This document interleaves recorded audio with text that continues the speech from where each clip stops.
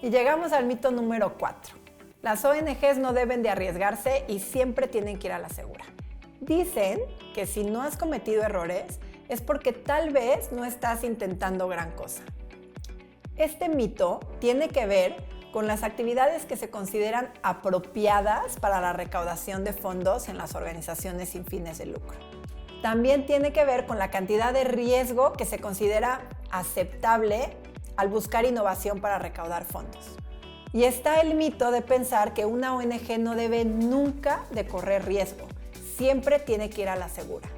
De hecho, los donantes, ya sea individuales o corporativos, son mucho más adversos al riesgo cuando se trata de una organización sin fines de lucro que, por ejemplo, los inversionistas en una oportunidad de negocio.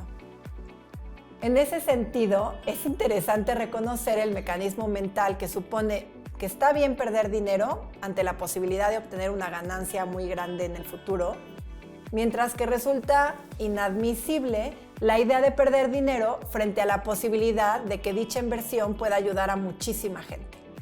Esta postura genera lo que Nell Eddington definió como la rueda del hámster de la recaudación, en la que consigues únicamente el dinero mínimamente necesario para seguir adelante, lo que limita las posibilidades de invertir en el crecimiento de la organización. Es como si le pones un poco de aire a tu llanta ponchada, pero no lo suficiente y no le quitas el clavo y a 2 cuadras ya estás como empezaste. El tema es que al día de hoy, y sobre todo cuando se habla de campañas digitales, es imposible predecir el resultado y la mayoría de las veces hay que trabajar con versiones beta, es decir, sacar, probar, corregir y sacar otra vez. Porque en realidad la única forma de aprender es equivocándose y es importante entender 3 grandes lecciones que se obtiene al correr riesgos y al fracasar. La primera es que no hay una receta que funcione para todos los casos. Lo que funciona para una organización o para una campaña no necesariamente va a funcionar para mí. Y quien les vende lo contrario los está engañando, porque la única manera de lograr algo, especialmente en este tema digital, es mediante ensayo y error. Y podemos quizás tardarnos un tiempo en dar en el clavo y en tener una estrategia que resulte ganadora. La segunda lección es que fracasar forja el carácter y desarrolla equipos de trabajo saludables. Un equipo que aprende a sobreponerse a la adversidad y a recuperarse de sus fracasos es un equipo que con el tiempo habrá adquirido la experiencia y la madurez para emprender con mucho más confianza y seguridad nuevos retos y nuevas tareas.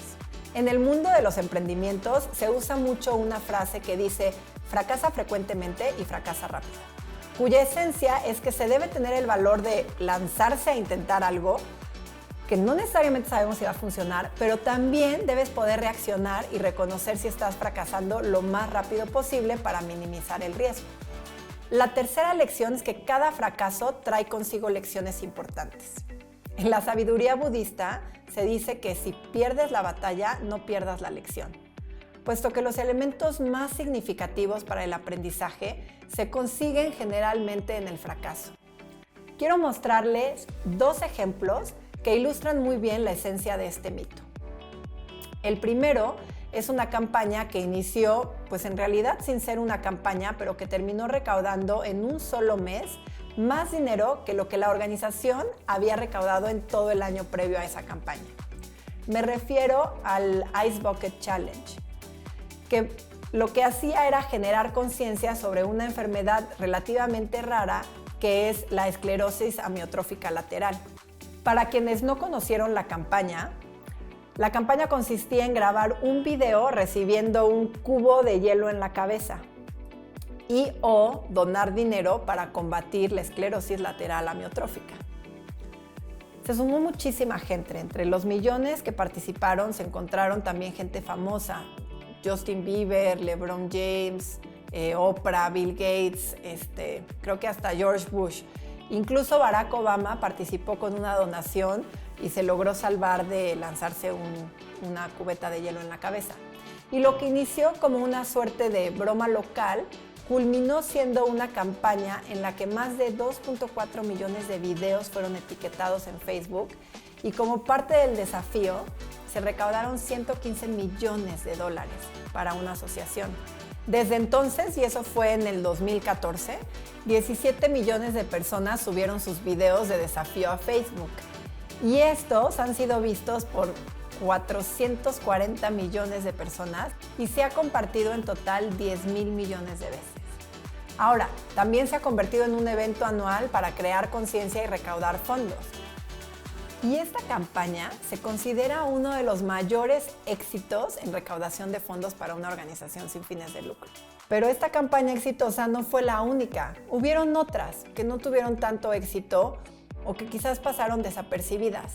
Pero la organización seguía innovando, arriesgando, haciendo este tipo de bromas y lanzando cosas nuevas. El segundo ejemplo se refiere a una campaña de una de las marcas deportivas, pues yo diría más importantes del mundo, que tuvo un impacto global y que contribuyó de manera importante a generar una conversación seria sobre el tema de la brutalidad policíaca contra las minorías en Estados Unidos. En septiembre del 2018, Nike lanzó una campaña con Colin Kaepernick, un mariscal de campo de la NFL, que causó controversia al arrodillarse durante el himno nacional para protestar contra la brutalidad policíaca y el racismo en Estados Unidos y que terminó siendo despedido por su equipo y vetado extraoficialmente por la Liga Profesional de Fútbol Americano. En un tuit, Kaepernick lanzó el siguiente mensaje: "Cree en algo aunque esto signifique sacrificarlo todo", acompañado de la imagen que estamos viendo en la pantalla. En el contexto de polarización reinante en ese momento, las reacciones a la campaña fueron igualmente polarizadas. Por un lado, los disidentes boicotearon y quemaron sus productos Nike, pero por el otro, mucha gente se identificó con el valor que se requiere para sostener un ideal y asociaron la marca con la defensa de los valores e ideales que representa. Al final, esto le redituó en que el valor del mercado de la marca aumentó en 6,000 millones de dólares a solo unas semanas de haber presentado la nueva campaña. La empresa se arriesgó y al final le resultó. Lo interesante es que arriesgó siendo fiel a sus valores y creencias.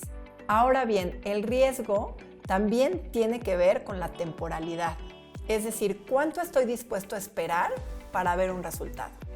Generalmente las organizaciones pensamos en el corto plazo y esto genera una permanente agonía para subsistir, para encontrar la manera de operar una semana a la vez en medio de una gran incertidumbre y sin poder generar estrategias o acciones de largo plazo.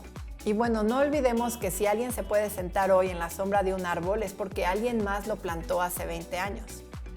Y lo primero que hay que entender es que las organizaciones sin fines de lucro generalmente atacan problemas cuyas causas son sistémicas y cuyas soluciones son multifactoriales. Además que por lo general son problemas que los gobiernos con toda su estructura y recursos no han sido capaces de resolver o incluso son responsables de producir, pero bueno, ese es otro tema. Por lo tanto, no debería sorprender a nadie que las soluciones que se proponen sean soluciones al menos de mediano plazo y que las acciones, por muy creativas y arriesgadas, pues que parezcan, necesitan tiempo para crecer, para evolucionar y necesitan arriesgarse para alcanzar todo el potencial y el mayor impacto posible. Incluso si nos ubicamos en el mundo de las empresas, si bien las ganancias en el primer año en un negocio siempre son bienvenidas, en realidad la gente no espera que una nueva empresa sea rentable de inmediato. Ni nadie va a confiar que la empresa va a generar una ganancia significativa el primer año. Por regla general, y esto puede variar de industria a industria, se espera que una empresa sea rentable en 3 o 4 años mínimo. Un ejemplo es el caso de Twitter, que por primera vez en su historia reportó utilidades en febrero del 2018, aún y cuando la compañía fue fundada en el 2006. Esto quiere decir que los inversionistas estuvieron dispuestos a esperar 12 años para comenzar a ver el retorno de su inversión. Mientras que en el caso de las organizaciones sin fines de lucro, se espera que el dinero que se otorga produzca resultados de manera inmediata. Yo los invito a ser creativos y a contagiar esa creatividad a sus donantes. Los invito a presentar ideas innovadoras y a romper el mito de que las ONGs no deben tomar riesgos, porque en realidad la única forma de alcanzar grandes resultados es arriesgando. Y ojo, arriesgando y siendo pacientes, porque las soluciones a grandes problemas no se dan de la noche a la mañana.